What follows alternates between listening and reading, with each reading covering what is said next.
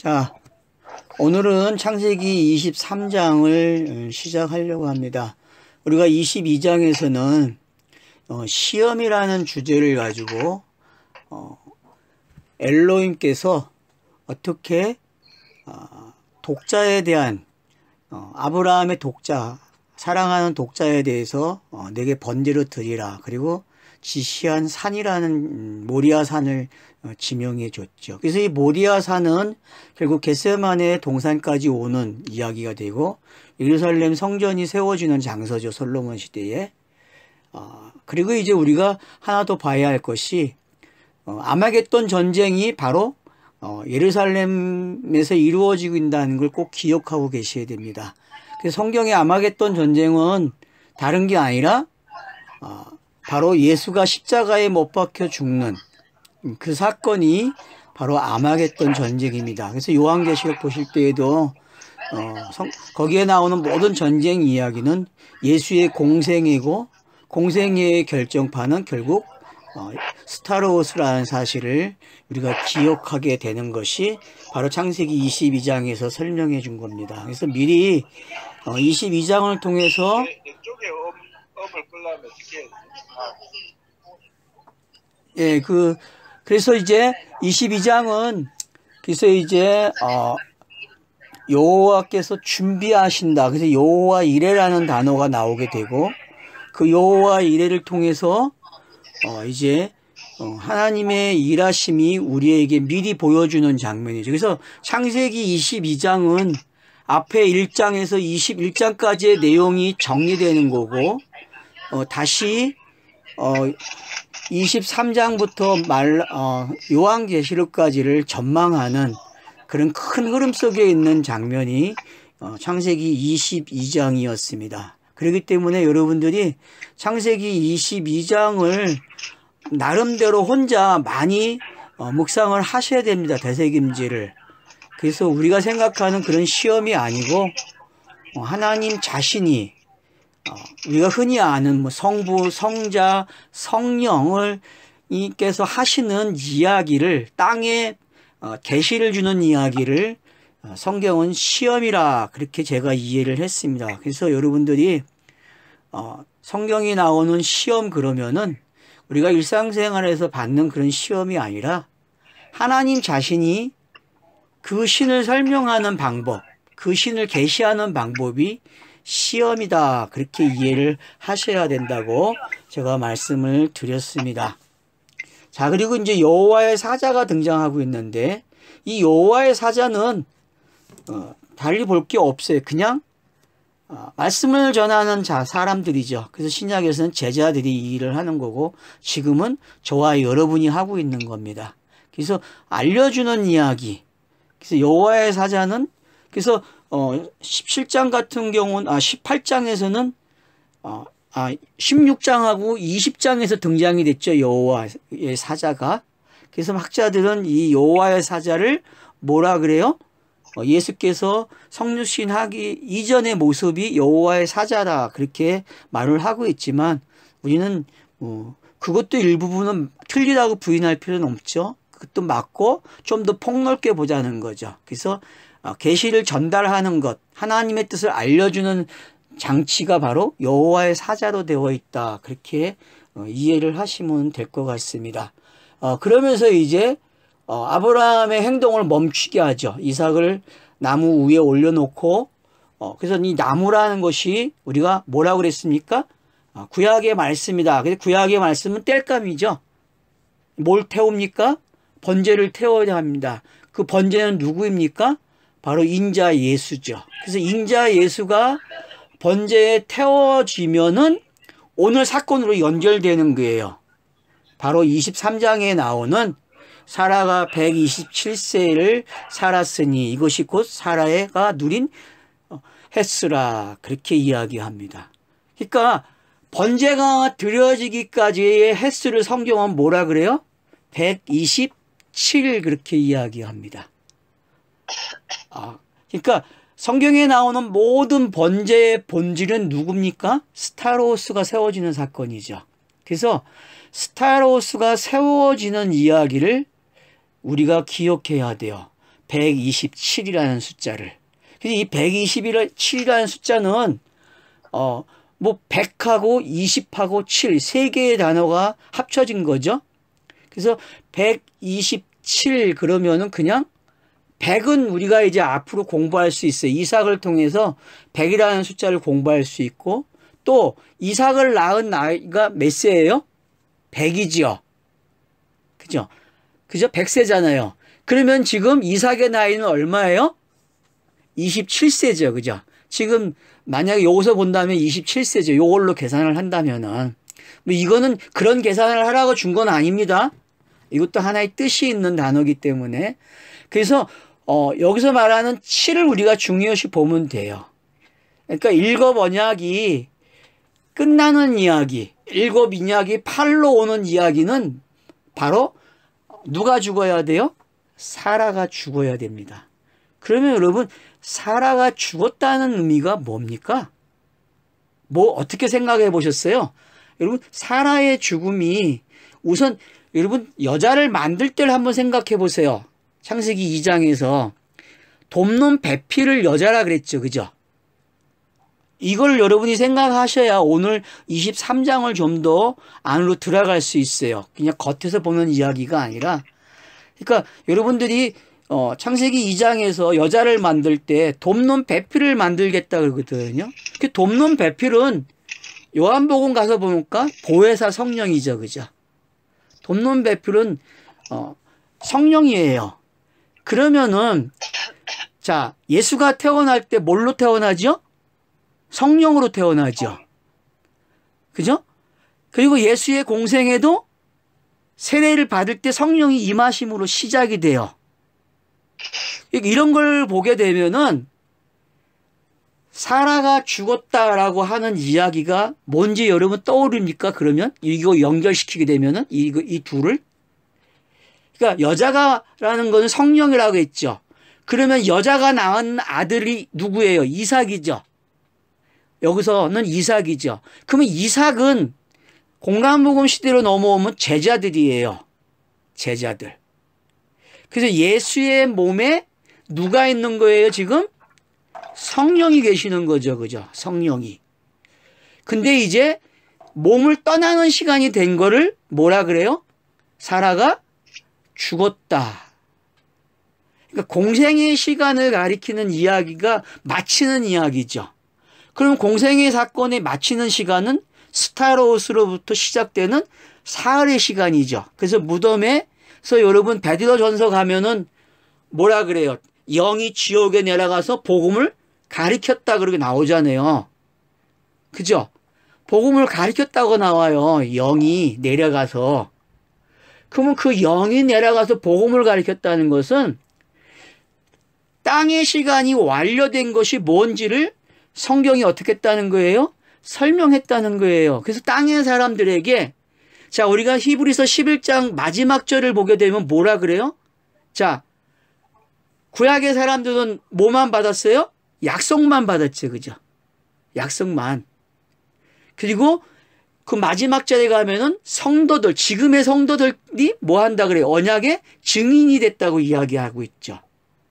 그러니까 땅 속에 지옥에 들어가서 복음을 가리키는 모습은 뭐가 완성이 된 거예요? 복음이 완성되는 이야기의 한쪽 이야기라는 걸 우리가 기억해야 한다는 거예요. 그래야만 지금 이 사라가 127세에 살았다고 하는 이야기가 이해가 되는 거예요. 그러니까 지금 저와 여러분이, 자, 한편으로는 이 껍데기를 가지고 있죠. 그죠? 육신을 가지고 있죠. 또 한편은 어떤 모습을 가지고 있어요? 성령으로 살고 있잖아요. 그래서 저와 여러분은 성령으로 지금 호흡하고 있죠. 이 상태가 어떤 건지를, 이 상태를 끝나는 이야기를 뭐라 그래요? 성경이 사라가 127세를 살았다 그렇게 이야기해요. 그래서 성경이 말하는 죽음 이야기는 무트인데, 그 무트의 죽음은 일반인들이 죽는 죽음이 아니에요. 무트의 죽음은 내 안에 성령이 해방되는 이야기가 무트의 죽음이에요. 내 안에 성령이 살아 계시죠? 호흡하고 계시잖아요. 그래서 우리가 영으로 살고 있잖아요. 그 부분이 확실해지는 장면이 23장의 내용이라는 거죠. 다르게 보면은. 그래서 이 부분이 저와 여러분이 앞으로 좀 많이 되새김질 해야 될 부분이에요. 예를 들어서 여기 새를한 단어가 있고 이것이 곧 햇스라 이런 단어들이 샤네라는 단어인데 1절에 샤네라는 단어가 5번 나와요. 우리 성경에서는 3번 나오고 샤네라는 단어가. 이 샤네는 무슨 뜻이냐면 전체, 변경, 이중이라는 뜻을 가지고 있는데요. 그러면 성경 전체의 내용이 어디에 들어와 있어요 지금? 사라의 연수에 들어온 거예요. 사라가 산 나이 속에. 그러면은 신구약 성경이 전부 지금 어디에 들어와 있다는 거예요? 샤네라는 단어에 다 들어오는 거예요. 살았다고 하는. 향수했다, 살았다. 사라가 누린 그 모든 시간들을 그렇게 이야기하고 있는 거죠. 그러면은 저와 여러분이 성도로 살아온 시간을 성경은 뭐라 그래요? 127세라 그렇게 이야기하는 거예요. 그걸 공간복음서에서는 스타로스로 이야기하는 거고, 그 스타로스가 세워지면은 성경 이야기가 종결되는 거예요. 그 아브라함이 유일하게 가나안에서 땅 산 게 이거예요. 그럼 왜 땅을 사야 됩니까? 왜 땅에다가 증거를 남기죠?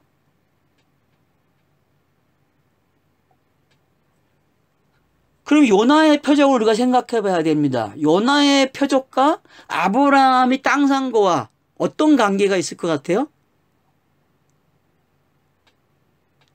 자, 요나의 표적은 땅에 보여준 모든 표적의 왕처죠. 그래서 모든 표적은 어디로 가야 돼요? 요나의 표적으로 가야 돼요. 예. 그것처럼 지금 사라의 죽음과 아브라함이 땅을 사는 이야기는 이것도 표적이에요. 땅에서는. 유일하게 구약에서 창세기에서 주는 힌트예요. 그것도 여자가 이름을 가졌고 여자가 나이가 기록이 되고 그 여자가 또 무덤에 들어가는 이야기예요. 자, 우리가 교회 다닐 때 흔히 어떻게 배웠습니까? 고대 근동지방에서는 우리 조선시대처럼 여자는 뭐예요? 좀 남녀 차별이 심했잖아요. 우리 그렇게 배웠잖아요. 성경을 교회에서 배울 때에. 근데 여러분 그런 생각을 가지고 이 본문을 보면 안 돼요. 이 본문은 그런 여자를 가리키는 게 아니에요. 이 여자는 바로 보혜사고 새로 태어난 모습이에요. 그렇기 때문에 여러분들이 보혜사라고 하는 개념이 우리가 창세기 2장에서 조금 다뤘지만은 많이 생각해야 할 부분이 있다는 거예요. 그래서 여러분들이 이 사라가 죽음의 사건과 땅을 아브라함이 사는 이 사건은 성경에서 우리가 곱씹어야 될, 되새김질해야 될 부분들이 상당히 많다는 거예요. 그래서 그런 부분들을 좀 여러분들이 기억을 해 주셔야 돼요. 그리고 또 여러분 한번 보세요. 이제 2절에 가서 보면 뭐라 그러냐면 사라가 가나안 땅 헤브론 곧 기랏 아르바에서 죽음에 아브라함이 들어가서 사라를 위하여 슬퍼하며 외통하다가. 자, 여러분 사라가 저자는 먼저 127세를 살았다 그리고 누렸다 그렇게 하고 이제 끝을 내주고 2절에서 다시 한번 어디서 죽었는지 장소를 기록해 준다는 거죠. 그럼 여러분 헤브론이 어디입니까? 헤브론이요. 바로 예루살렘이죠. 그죠? 옛 이름이에요. 예루살렘이. 헤브론이 예루살렘이 아니 내가 잘못 봤네. 자, 헤브론은 어디입니까? 예루살렘에서 남서쪽 30km 떨어진 지점이래요. 헤브론이. 그리고 그 땅이 이 지명 이름이 기럇 아르바래요. 그러니까 기초를 놓은 장소예요. 건물을 지을 때 기초 놓는 장소거든요. 그러면은 이 무덤이 될 장소가 어떤 것인지 이해가 돼야 되죠. 성경의 기초는 뭡니까? 성경의 기초는요. 창세기 1장에 나오는 2장 3절까지 나오는 일곱 언약이었어요. 그 일곱 언약 내용이 뭘로 들어옵니까? 지금 사라의 죽음으로 들어오고 아브라함이 땅 산 이야기 속에 들어오는 거예요. 그래서 다 매몰돼 버리죠. 일곱 언약이. 그리고 그 일곱 언약을 이제 신약으로 넘어오면 스타로스로 완성해낸 거예요. 그 장소. 그래서 건물을 세우다. 아르바라는 뜻이 건물을 세운다는 뜻인데 그 건물을 세웠다는 거는 무슨 건물입니까? 성전이죠. 그래서 이제 여기 땅을 보면은 밭을 사고 굴을 샀다 그래요. 앞으로 뒤에 나오는 내용에. 여러분, 밭이라는 단어, 굴이라는 단어 다 성전 개념이에요. 근데 그 성전이 어떤 땅이냐는 거죠. 과연 성전에 마당이냐, 성전이냐, 지성소냐는 거죠. 여러분은 지금 이 본문을 보면서 어느 위치에서 본문을 읽고 있습니까? 마당에서 읽고 있습니까? 아니면 성전에서 읽습니까? 지성소에서 읽습니까?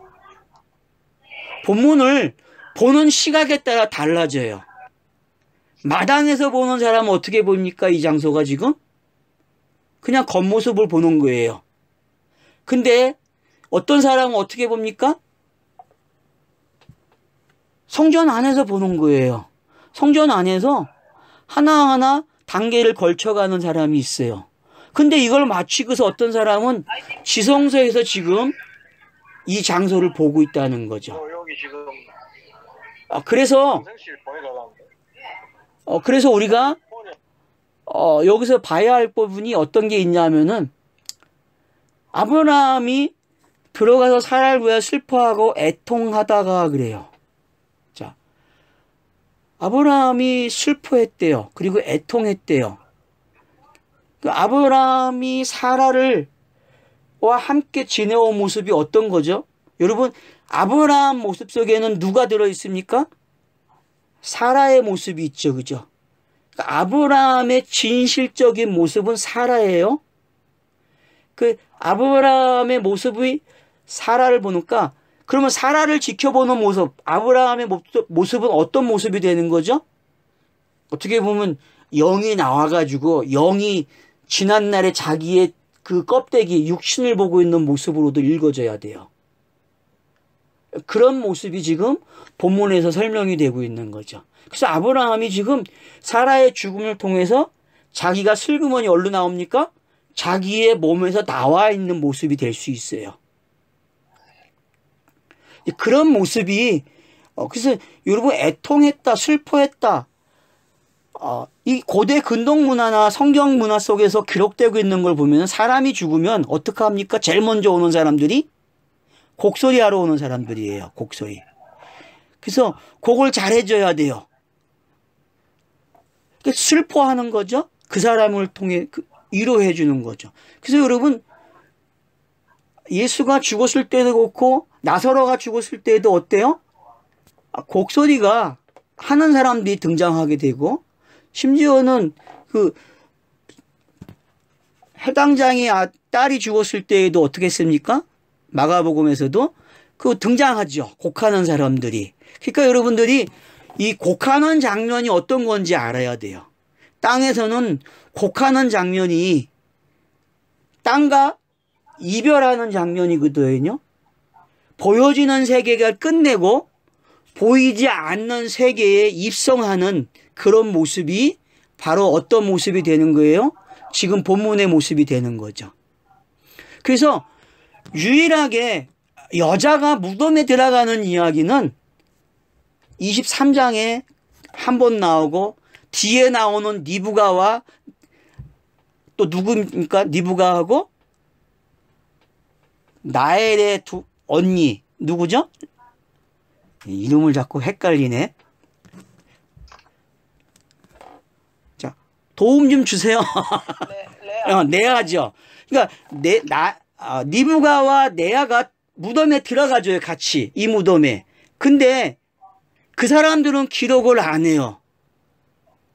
남자들은 기록을 다 하죠, 그죠? 아브라함도 기록을 하고 이삭도 기록을 하고 야곱도 기록을 해, 창세기에서요.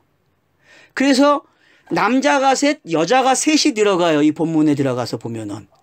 그러니까 셋 들어갔다는 이야기는 성경이 쌍수가 들어가는 거거든요. 성경에 쌍수가 들어가고 그 쌍수가 들어간 이야기는 결국은 하나를 설명하기 위한 거죠. 하나.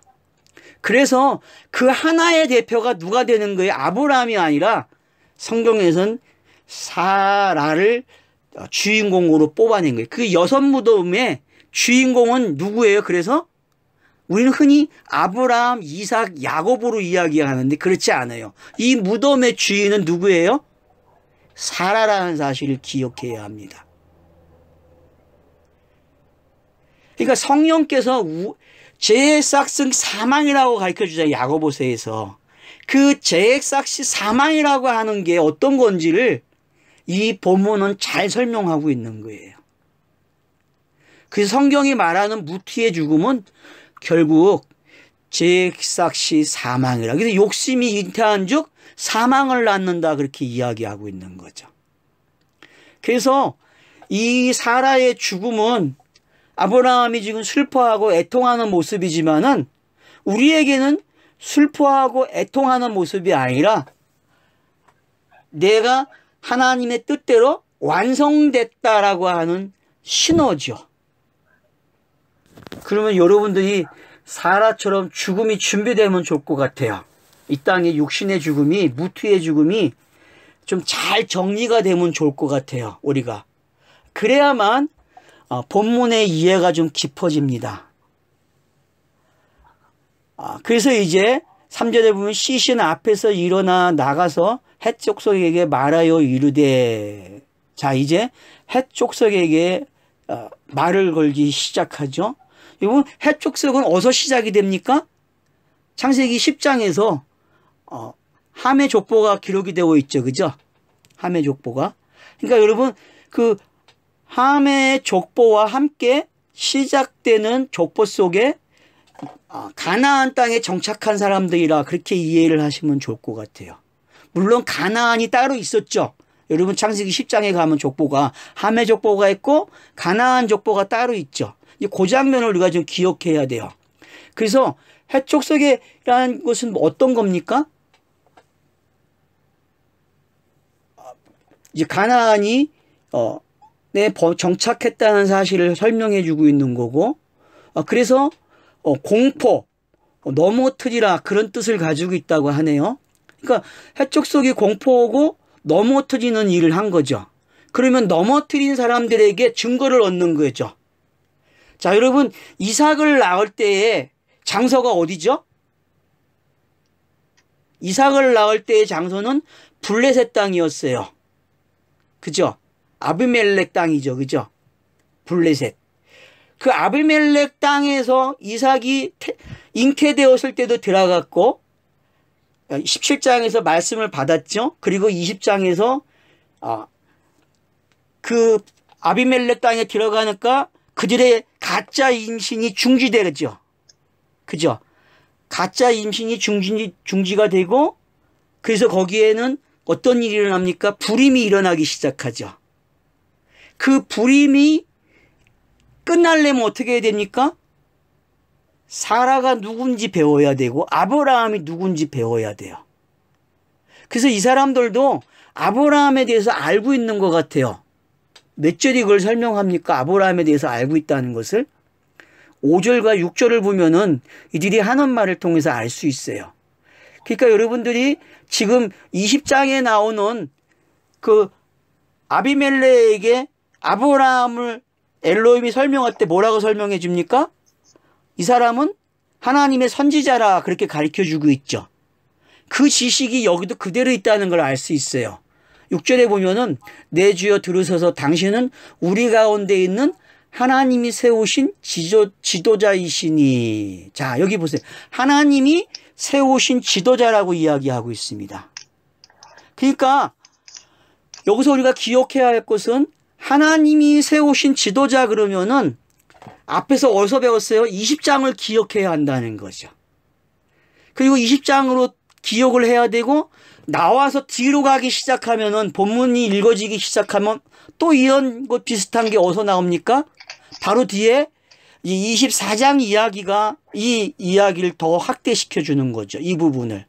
그런가 하면은 자, 디나 사건이 일어난 곳, 그 장소에서도 이와 같은 일이 일어나고 있는 거죠. 당신은 누구다? 하나님이 세우신 지도자라는 것이 설득되고 있는 장소죠. 그런 장소들이.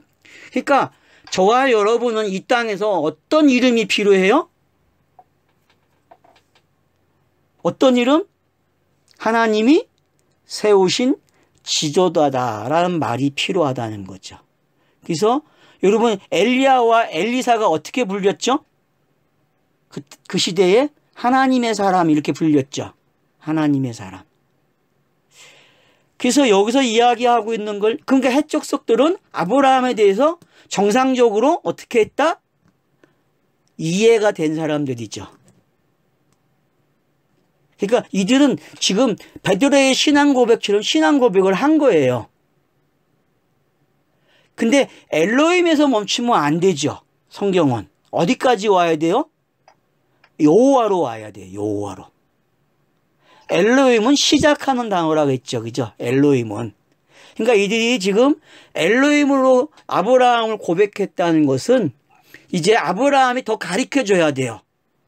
그러면 아브라함이 땅을 사는 이야기 속에, 밭을 사는 이야기 속에, 무덤을 사는 이야기 속에 그들이 본 것을 더 업그레이드 시켜주는 내용이 들어있다는 것을 우리가 확인할 수 있는 거죠. 그래서 여기 보면 이제 장사를 금지할 사람이 없대요. 맞죠? 여러분 이 장사에 대한 이야기의 시초는 창세기 3장이죠. 아담에게 하나님이 뭐라고 했습니까? 너는 땅으로 왔으니까 땅으로 돌아가라는 이야기가 장사 지내는 이야기잖아요. 그죠? 그러니까 그것까지 여러분이 여기서 지금 기억을 하셔야 돼요. 그러니까 누구도 땅에서는 장사하는 걸 금할 수 없어요. 그러면은 왜 모든 문화 속에 세계의 모든 그 국가나 지역에 가면은 이 장사 문화가 다 있단 말이에요. 그리고 장사 문화에는 항상 곡하는 사람들이 등장을 하고 있고 그래서 뭐 이집트나 사우디아라비아, 이라크, 이스라엘 이런 지역 가면 전부 다 곡하는 사람이 있어요. 우리나라는 이제 예절을 찾느냐고 곡하는 사람이 없죠. 그죠? 그죠? 유교 문화가 좀 배제당하고 있는 거죠. 곡하는 문화가 사라지면서. 그래서 원래 사람들이 뭐 방문객이 오면 어떡합니까? 곡을 하잖아요. 그죠? 이제 그런 문화가 이제 왜 사라졌는지 한번 생각하는 것도 좋은 경험이 될 수 있어요. 그래서 여기서 금하지 않았다는 게 어떤 의미인지 결국은 하나님의 뜻이 지금 땅에서 계속 진행되고 있는 것이 막을 수 없다. 누구도. 그것을 우리가 좀 알아야 된다는 거. 그래서 그것이 문화 속에 들어와 있는 것을 우리가 좀 보면 좋을 것 같아요. 앞으로. 그래서 여러분들이 장례식장 가셔서 이런 본문들을 한번 생각하시면 좋을 것 같아요. 자, 그래서 7절에 보면 아브라함이 일어나 그 땅 주민 해족속을 향하여 몸을 굽히며 그렇게 이야기합니다. 성경에서는 앉았다, 일어났다 하면은 벌써 어떤 일이 일어난 거예요? 그 단어가 가지고 있는 의미는 죽었다, 살았다 그런 이야기예요. 그러니까 살았다, 죽었다. 그러면 옛사람이 죽고 새 사람으로 살아나는 이야기가 된 거죠. 이런 거 어떤 건지 우리가 알게 되면은 여기서 말하고 있는 아브라함이 일어났다. 그리고 해족속을 향해서 어떻게 했다? 몸을 굽혔다. 여러분 계시가 오는 장면은 하나님이 어떤 장면이에요? 몸을 굽히는 장면이에요. 계시가 오는 장면이. 땅으로 하늘의 뜻이 땅으로 들어오는 장면을 뭐라 그래? 몸을 굽혔다 그렇게 표현한다고 성경은요. 그러니까 결국은 몸을 굽힌다는 것은 땅의 사람들에게 계시가 전달되었다 그렇게 이해하면 되죠. 그러니까 성경 66권이 이미 해족속에게 전달된 거예요. 그러면 어떻게 창세기 23장에서 요한계시록까지 다 볼 수 있느냐 저에게 질문하겠죠. 그죠? 그게 바로 신비죠. 이거는 신비를 모르는 사람에게는 말을 할 수가 없는 거죠. 지금 이거를 듣고 계시는 분들은 분명히 같이 공감하실 것 같아요. 이 본문 속에서 지금 요한계시록도 보이고 공감복음서의 예수의 공생의 사역의 마무리를 볼 수 있다는 거죠. 그래서 몸을 굽혔다 이렇게 표현해 주고 있고 그 다음 8절을 보면 그들에게 말하여 이르되 나로 나의 죽은 자를 내 앞에서 내어다가 장사하게 하는 일이 당신들의 뜻일진데 내 말을 듣고 나를 위하여 소알의 아들 에브론에게 구하여. 자, 여기 보세요. 무슨 이야기를 하고 있는가 보세요. 나로 나의 죽은 자를 내 앞에서 내어다가 그래요. 자, 나로 나의 죽은 자래요. 이 말은 뭐죠? 뼈 중에 뼈라는 단어죠. 그냥 그렇게 이해하시면 돼요. 뭐 단어 찾을 필요 없습니다. 그냥 나로 나의 죽은 자를. 그러면 뭐예요?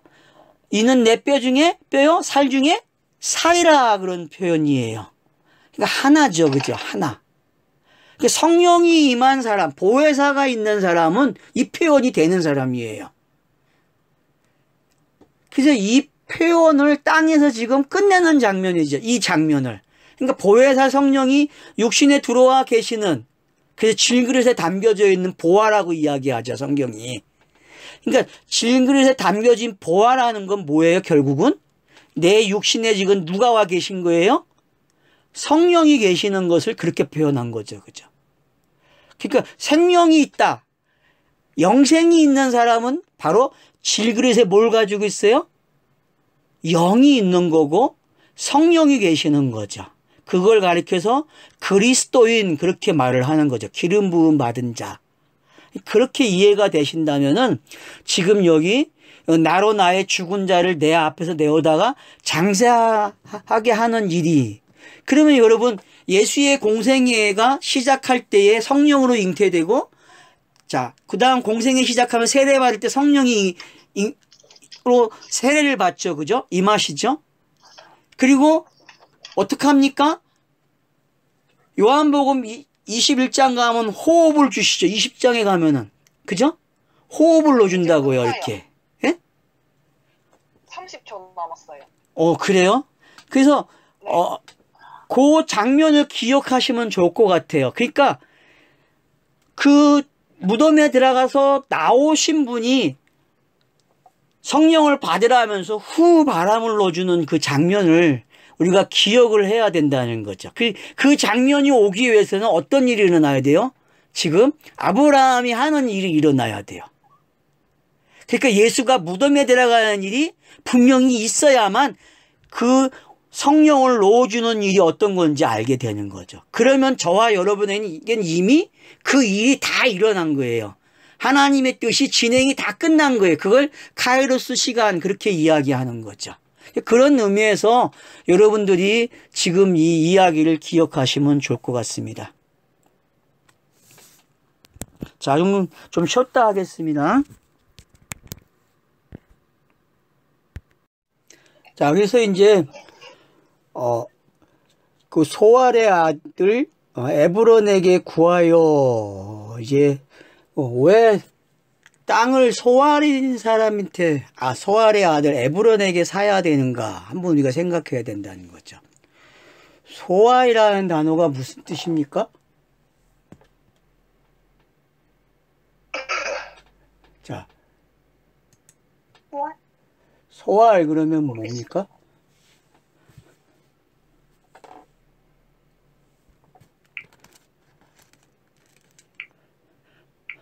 회색이죠. 한갈색. 소알이라는 뜻이 한갈색이냐, 한갈색. 그러니까 좀, 이런 한갈색 그러면 무슨 뜻이, 뭐예요? 시체 그런 색깔인가요, 이게? 똥색. 예? 똥색이야. 똥색이야? 그냥 똥색 그러면 되겠네. 자, 그렇게 시작이 되는 걸 보면은, 그리고 에브론은 무슨 뜻이에요, 그러면? 새끼사슴, 먼지의 빛, 회색이 되다, 뭐 그런 뜻이에요. 그러니까, 뭐 이름을 봐서는 그렇게 이런 사람들에게 지금 뭘 하는 거예요? 땅을 사겠다. 이제 아브라함이 이 땅을 받았나 봐. 그러니까 지명을 하죠. 이렇게 이 사람 거 아들 누구의 가지고 있는 그 땅. 그래서 구절에 보면은 그의 밤머리라고 이야기하거든요. 그가 그의 밤머리에 있는 그의 막벨라구를 내게 주도록 그렇게 이야기합니다. 그러니까 여기 지금 밤머리라는 것도 좀 우리가 생각을 해야 되고, 그 다음에 이 에브론이라는 사람과 밤머리의 주인이 누군지, 그리고 그 밤머리에 있는 그 명칭이 나왔어요. 막벨라라고. 그죠? 그 막벨라는 또 뭡니까? 막벨라 그러면은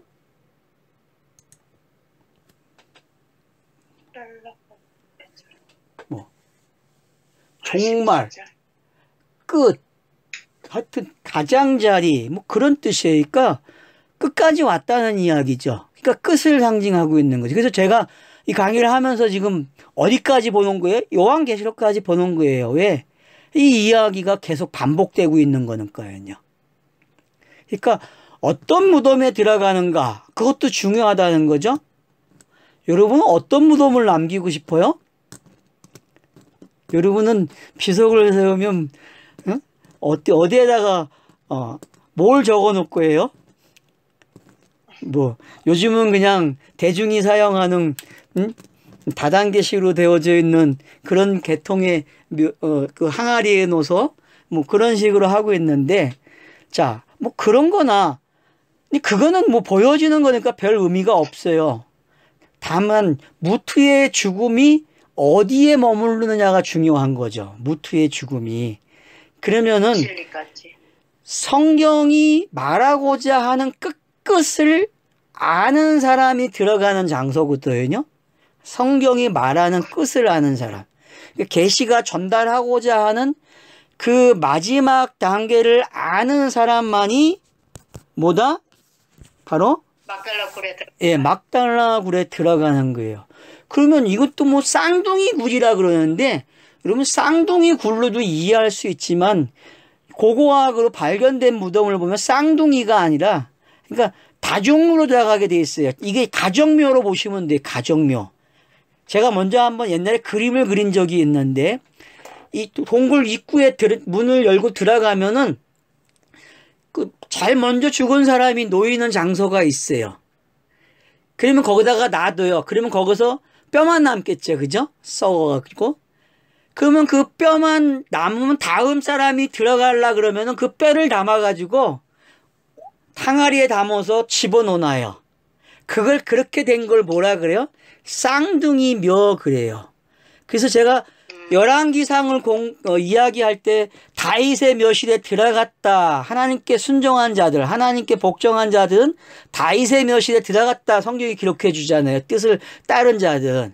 그 다윗의 묘실에 들어갔다는 이야기는 바로 지금 그 묘지를 알면 되는 거예요. 묘지의 성격을. 그러니까 다윗이 이 사라를 위해서 사는 이 장소도 몇 명이 들어가요? 6명이 들어가잖아요. 그러니까 쌍둥이 무덤 그러는데, 결국은 이 무덤은 누구도 들어가는 무덤이에요? 저 진리를 가지고 있는 사람이 들어갈 수 있는 무덤이죠. 이건 예수가 들어간 무덤이고, 저와 여러분도 들어가는 무덤이고, 결국 성도, 그리스도인은 다 들어가는 무덤이에요. 이 무덤은. 왜? 혼자 사용하는 무덤이 아니기 때문에. 근데 사라의 무덤으로 시작을 하는 거예요. 사라의 무덤으로. 왜요? 이 사라는 창세기 3장에서 이야기하는, 아담에게 이야기하는, 너는 흙으로 왔으니 흙으로 돌아가는 게 뭔지를 가르쳐 주는 거예요. 그래서 그 흙으로 돌아가야만 진짜 영이 되는 이야기가 시작된단 말이에요. 영이 되는 이야기. 그 보이지 않는 세계가 시작되는 걸 이렇게 설명하고 있는. 그래서 누구든지 무트의 죽음은 바로 이런 죽음이에요. 그래서 막벨라 굴에 들어가야 돼요. 그래서 막벨라, 그러면 뭐 우리가 봤고, 그러면 굴 그러면 어떤 거예요? 그냥 양의 울타리죠. 그죠? 울타리 쳐져 있는 거예요. 그러면 밭이 달린 울타리예요. 이렇게. 그리고 우리 울타리 안에 있는 사람들, 그러면 여러분들이 어디로 가면 돼요? 이 울타리 이야기 가장 잘하는 데가 성경 요한복음 10장 이야기죠. 양과 울타리 이야기가 나오는 것은 그 이야기밖에 없어요. 그러니까 결국은 그 이야기를 알게 되면은 뭘 알게 되는 거예요? 이 23장에 굴 이야기를 알게 된다는 것을 힌트를 주고 있는 거죠. 그래서 소유지, 매장할 소유지가 되게 하기를 원하노라 그렇게 이야기합니다. 그러니까 벌게 벗겨지는 그 모습이 어떤 건지 우리가 이해가 되는 거죠. 그래서 육신이 벗겨지는 모습이에요. 벌게 벗겨지는 모습. 그 벌게 벗겨져야 어린아이가 된 거고 그 어린아이는 누구와 교제가 되는 거예요? 부모와 교제가 되죠. 부모와. 그래서 부모 공경도 여기서 설명이 되고 있는 것도 볼 수 있어요. 그런 의미에서 여러분들이 이해를 하면 좋을 것 같아요. 자, 10절로 오면은 이제 이야기가 계속 진행이 됩니다. 자, 에브론이 해쪽속 중앙에 앉아 있더니, 자, 중앙에 앉아 있다. 참 재밌는 표현이죠. 결국은 중심인물이죠. 해쪽속에. 해쪽속의 중심물인 것을 알게 되고, 그가 해쪽속 곧 성문에 들어온 모든 자가 듣는 데서 아브라함에게 대답하여 이르되, 자, 이제 대화가 이루어지는 장소가 성문이라는 걸 알 수 있고 중앙에서 일어나고 에브론은 그런 설정을 좀 그림으로 가지고 계세요. 그래야만 본문이 좀 이해되는 게 빠르실 거예요. 자, 그러면 이제 이 설정된 장소가 어떤 곳이에요? 자, 성문이에요. 성문에서 일어나는 거죠. 그래서 제가 구약에서 성문이 나오면 어떤 장소라 그랬어요? 오늘날에 뭐가 이루어지는 장소? 네, 행정이 이루어지는 장소라, 공적인 행정이 이루어지는 장소죠. 그래서 증인들이 있어야 되죠. 목격자들이 있어야 된단 말이에요. 혼자 은밀히 하면 안 되죠. 그러니까 예수의 스타로스 사건도 어떤 사건이에요? 바로 이와 같은 장소죠. 그죠? 공적인 장소죠. 그죠? 그러니까 그것이 어떤 건지 우리가 알아야 된다는 게, 공적인 게 어떤 건지. 그러니까 공적인 걸 안다면은 우리가 어떤 걸 볼 수 있는지 알 수 있게 되죠. 그래서 왜 성경이 감추어놓은 사건이 아니고 공적으로 일을 하는가를 알아야 돼요. 그러니까 이 땅의 모든 사람들이 들을 수 있는 이야기고 모든 사람들에게 해당되는 이야기라는 걸 알 수 있죠. 이런 표현만 봐도. 근데 우리가 22장에서 한번 봐야 할 구절이 있어요. 성문과 관계돼서 여러분 여기 뭐라고 표현하고 있어요? 22장 가면은 대적의 문을 얻는다고 표현하죠? 그쵸? 네. 대적의 문을 얻는다 그래요. 그러면 여러분 대적의 문을 얻는 거하고 지금 이 성문에서 일어나는 일하고 어때요? 말이 전달되는 거. 아브라함의 이런 행동들이 지금 하나님이 우리에게 계시를 전달하는 메시지와 여러분 동일하게 지금 들려집니까 이게? 어때요? 동일하게 들려집니까 이 본문이? 네. 네. 이게 동일하게 들려지면은 참 보이는 게 많습니다. 지금 본문에서. 그러니까 지금 이런 모습들이 어떤 건지 우리가 이해를 하게 되면은 제가 왜 자꾸 스타라워스를 가져오는지 알게 되는 거예요. 왜 거기서 그 사건이 일어나는 장소가 바로 이와 같은 장소란 말이에요. 그리고 무덤의 성격도 정의가 되어졌잖아요. 뭐 사람들은 쌍둥이 무덤이라는 게 뭐 쌍둥이 무덤 괜찮아요. 그렇게 표현해도. 왜냐? 뭐 쌍수의 개념이니까 상관없죠. 그죠? 그러니까 말씀이 두 장면으로 왔죠. 구약과 신약 쌍수로 왔잖아요. 그 쌍수가 어디로 들어가야 돼요? 보여지는 것들은 다 어디로 들어가야 돼요? 무트로 들어가야죠. 그죠? 무덤에 들어가는 거예요. 그러면 뭐만 남겠어요? 진리만 남겠죠. 진리만 남는 거죠. 그러니까 진리를 남기는 이야기를 어디서 하는 거예요, 지금? 해촉석들 앞에서. 중앙에. 예, 그 장소, 정확한 에덴 동산 중앙에 뭐가 흘렀어요? 물이 흘러나왔듯이 그런 장면들이 여러분 다 함께 같이 보면 돼요. 그냥 그 중에 앉아있던 사람이 일어나고 그 일어난 사람들이 같이 지금 둘러서 아브라함과 함께 이야기가 되고 있는 거예요. 그런가 하면 11절 보세요. 내 주여 그리 마시고 내 말을 들으소서. 내가 그 밭을 당신에게 드리고 그 속의 굴도 내가 당신에게 드리되 내가 내 동족 앞에서 당신에게 드리오니 당신의 죽은 자를 장사하소서. 그러면 여러분 해쪽 속에 맡은 임무가 뭐죠? 해쪽 속에 맡은 임무. 여러분이 제가 20장에서도 이야기했듯이 아비멜렉은 어떤 사람이에요? 증인이죠. 증인이라고 했잖아요. 아비멜렉이 증인 역할을 한다고. 블레셋 땅은 아브라함이 이삭을 낳았다라고 하는 증인 역할을 하는 장소잖아요. 마찬가지로 이 해쪽 속도 지금 아브라함이 의도적으로 가져가는 게 뭐냐 하면 성경 저자가 우리에게 뭘 전달하자면 증인들이 있다는 거예요. 어떤 증인? 땅에 전달된 복음이 어떻게 보여지는 걸로 완성이 되고 그 보여진 게 어떻게 사라지는지 그걸 설명하고 있는 것을 잘 볼 수 있다는 거죠. 자, 그래서 11절에 보면 우리가 읽었죠, 금방. 그러니까 자기가 그렇게 에브론이 뭐라 그래요? 내가 이 보이는 사람들 앞에서 당신 동정 앞에 드리겠다. 이 말은 뭐예요? 확인됐다는 거죠. 뭐가?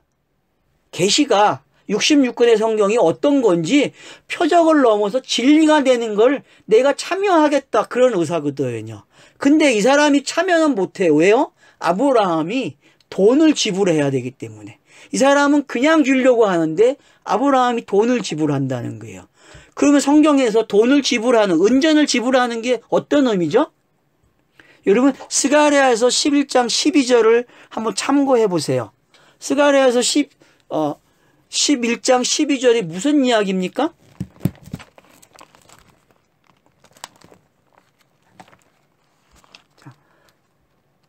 내가 그들에게 이르되 너희가 좋게 여기거든 내 품삯을 내게 주고 그렇지 아니하거든 그만두라. 그들이 곧 은 30개를 달아서 내 품삯을 삼은지라. 이렇게 표현하고 있어요. 이게 마태복음 26장 15절에 가면은 누가 하는 겁니까? 가룟 유다가 하는 장면이죠. 그죠? 그러니까 성경에서의 은전은 돈을 주고 사는 거예요. 소유가 되는 거죠. 자기께 되는 거죠. 그러면은 에브론 사람들이 계시를 인정했잖아요. 보여진 표적들을요. 그걸 다시 돈을 주고 사야 돼요. 율법이 요구하는 게 뭐죠, 여러분? 율법이 요구하는 거 한마디로 하면은 스타로스의 영단번 사건이에요. 율법이 요구하는 거는 저주받으라는 거잖아요. 저주받으라. 나무 기둥에 저주받으라. 그러면 나무 기둥에 저주를 받는다는 거는 지금 요 장면에서 볼 수 있다는 게 요 11절 이야기 속에서 에브론의 말 속에 뭐가 담겨져 있냐면은 네 맞습니다. 내가 이거 다 알아요. 그렇게 고백을 하고 있는 거예요. 그러니까 아브라함이 다시 몸을 굽혀요. 왜요? 거기서 머무르면 안 되니까요. 구약이 요구하는 율법이 머무른 데서 머무르면 안 되거든요. 죽음으로 끝나면 안 된단 말이에요. 다음 이야기가 돼야 된단 말이에요. 그래서 돈을 지불하는 거예요. 그러니까 네가 이야기하는 거 여기까지는 내가 아는데 내가 돈을 지불해야 돼. 그래야만 마태복음이 로마서가 이야기하는 제싹시 사망이라는 게 이해가 되고 그 후에 뭐가 있다고 했어요? 영생이 있다라고 하는 6장 23절 말씀이 여기서 이해가 돼야 된다는 거죠. 그래서 아브라함이 어떻게 합니까? 이에 그 땅의 백성 앞에 무릎을 굽히고 몸을 굽힙니다. 그 땅의 백성이 듣는 데서 에브론에게 말하여 이르되 당신이 합당히 여기면 청하건대 내 말을 들으시오. 내가 그 밭의 값을 당신에게 주리니 당신은 내게서 받으시오. 내가 나의 죽은 자를 거기서 장사하겠노라. 그러니까 여러분 우리가 여기서 기억해야 할 게 왜 제가 지금 율법이 요구하는 걸 이야기했고 그 요구에 값을 지불하는 장면이라고 봐야 한다고 이야기하는지 좀 이해를 하셔야 된다는 거예요. 이 부분에서. 그러니까 이 부분에서 그게 이해가 되시게 되면은 로마서가 아주 잘 보일 거예요. 로마서가. 율법이 뭔지 알기 때문에. 그래서 율법이 뭔지 안다는 게 어떤 건지, 그리고 율법이 완성되기 위해서는 어떤 동작이 일어나야 되는지, 그래서 값을 지불하는 게 어떤 건지 알게 되면은 저와 여러분이 이제 어떻게 됩니까? 장사하는 일이 일어나는 거예요. 그래서 땅에 주어진 모든 계시가 표피적인 것들이 다 어떻게 끝나는 건지, 그래서 마지막 스타로스가 세워짐으로, 무덤에 들어감으로 부활하게 되면은 모든 게 완성되는 게 어떤 건지 본문이 설명하고 있다는 것을 알 수 있다는 것이죠. 그래서 아브라함이 왜 값을 지불하는지 좀 이해가 되시죠?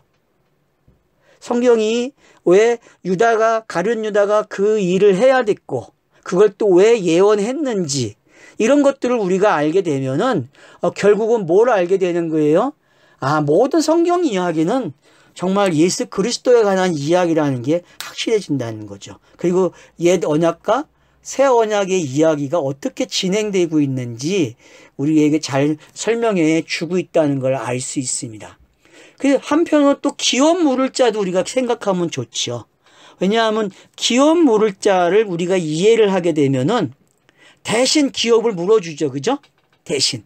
그러니까 아브라함이 지금 사라가 들어갈 곳을 기업을 물어주는 장면도 되는 거예요. 그렇죠. 그러니까 우리가 그런 장면도 여기서 함께 보면 좋을 것 같아요. 그래서 여러분들이 스가랴서 11장 12절이나 예레미야 32장 같은 데를 좀 참고하시고, 그럼 마태복음 26장 15절을 참고하시면 좋을 것 같아요. 자, 그리고 나서 이제 에브론이 또 대답을 합니다. 그러니까 지금 대화가 어떻게 주어지는지 확인이 되고 있죠. 그죠? 그러니까 여러분 지금 이 대화의 장면들을 1부, 2부, 3부 이렇게 한번 끊어놓고 보세요.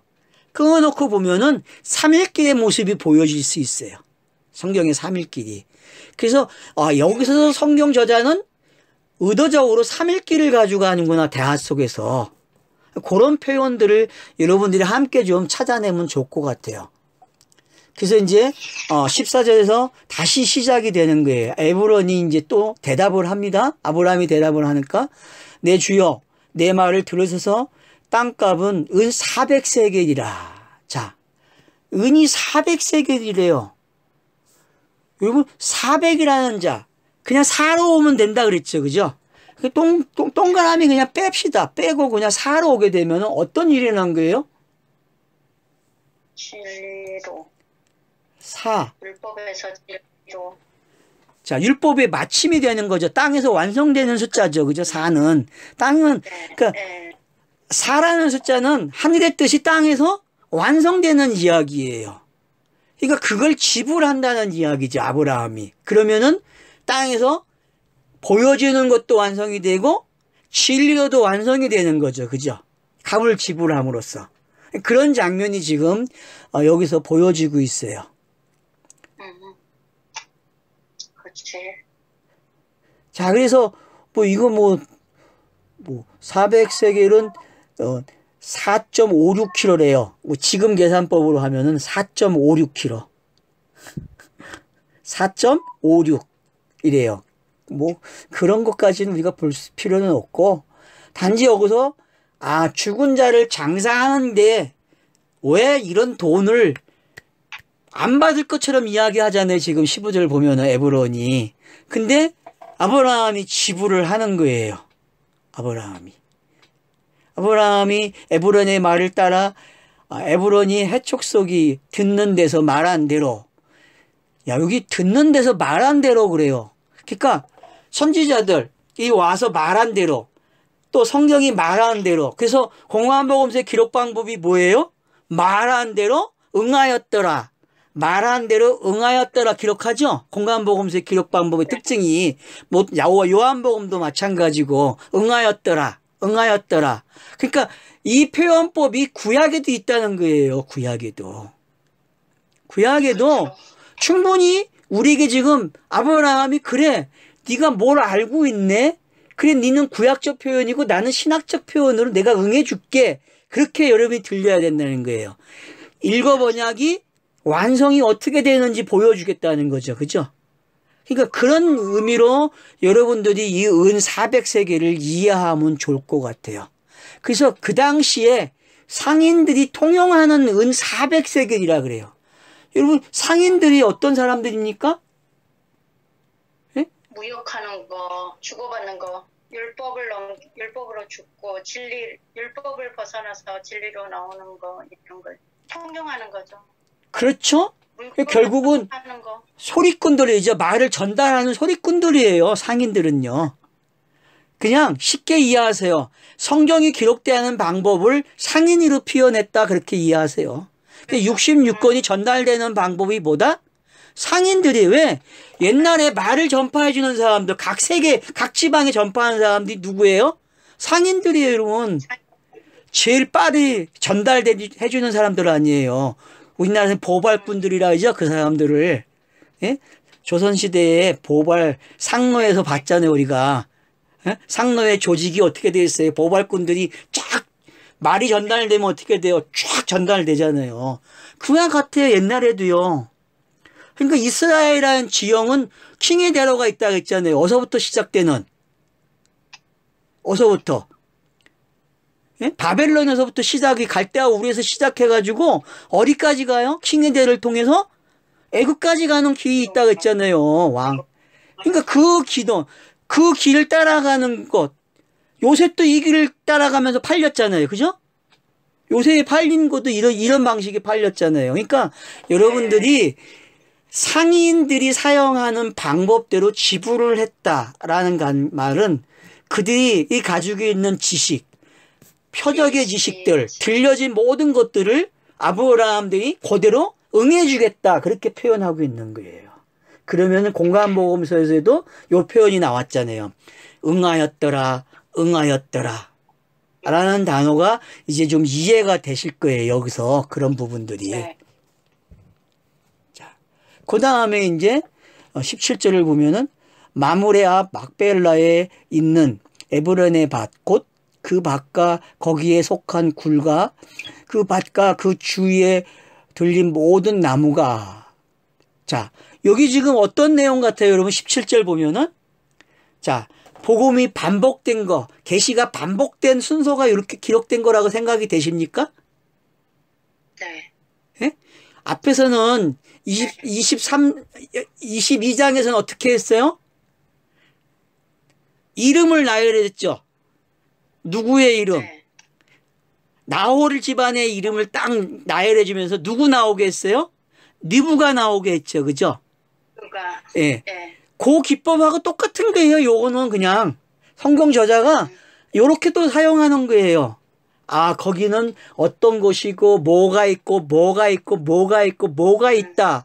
이런 뭐예요? 성경이 기록되는 방법을 요렇게 기록한 거예요. 그냥.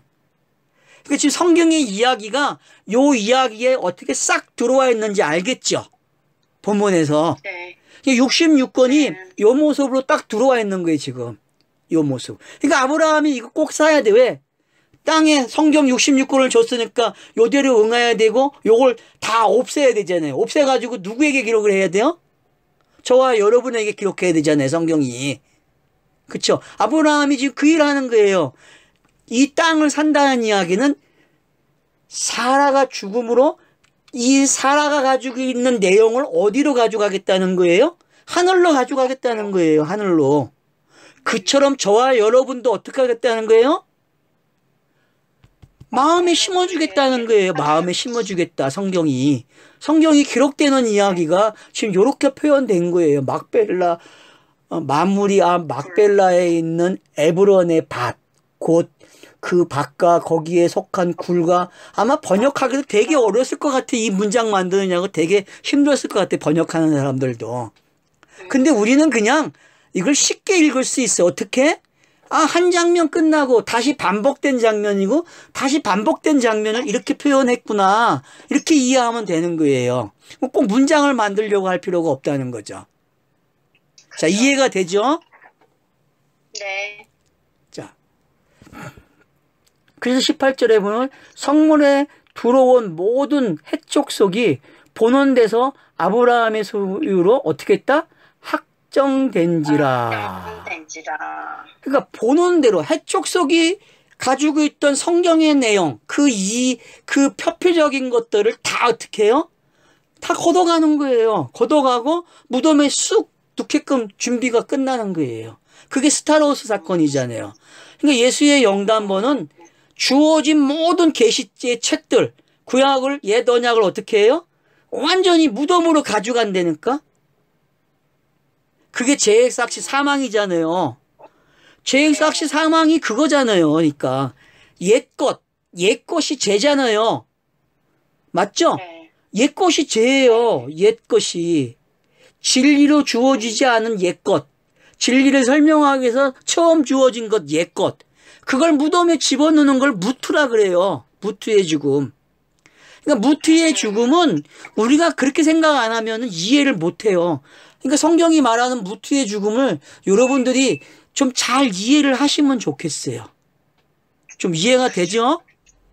그래서 이것이 이해가 돼야 지금 아브라함이 왜 밭과 굴이 있는 그 밭의 주위에 있는 것들을 이렇게 묘지로 소유주로 확정했다고 하는지. 그래서 요한계시록까지 성경 말씀이 어떻게 돼요? 신약이 붙어지니까 확정된 말씀이 되는 거잖아요.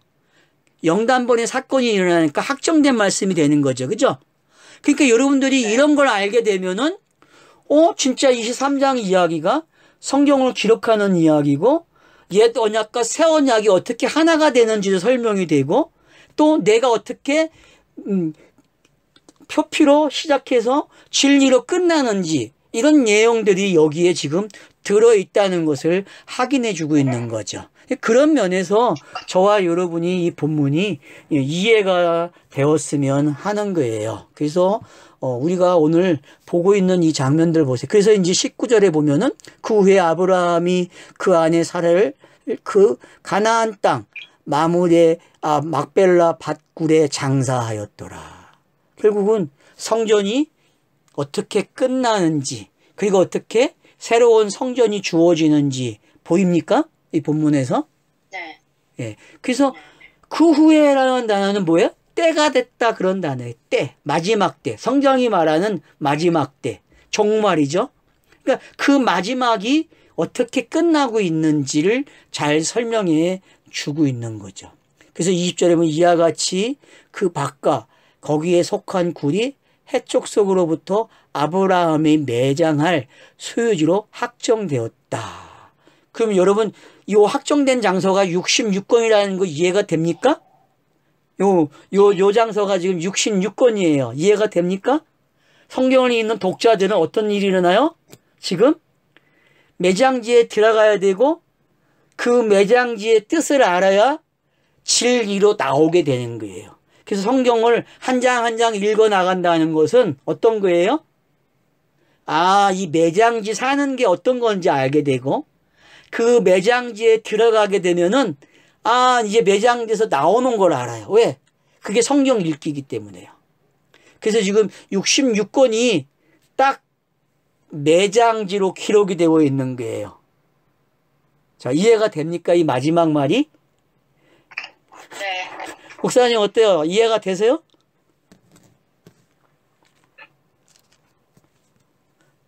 자, 그래서 오늘은 이렇게까지 이해하시면 될 것 같아요. 그래서 일어났다, 확정했다는 단어가 일어났다는 뜻이니까 부활한 거죠. 그죠?